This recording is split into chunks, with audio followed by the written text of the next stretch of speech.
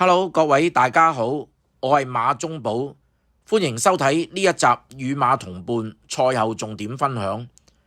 本集內容純屬個人觀點及分享，並不構成任何建議。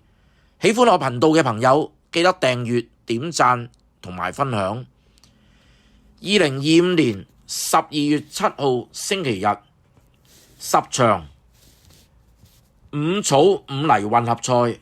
場地掛牌為好地，想分享下場次236 5班泥地1200米，12號馬謙謙君子，孭119磅，10檔起步，直路塞死，最後100至望空，為時已晚，跑第3，輸1個馬位，先紀錄低。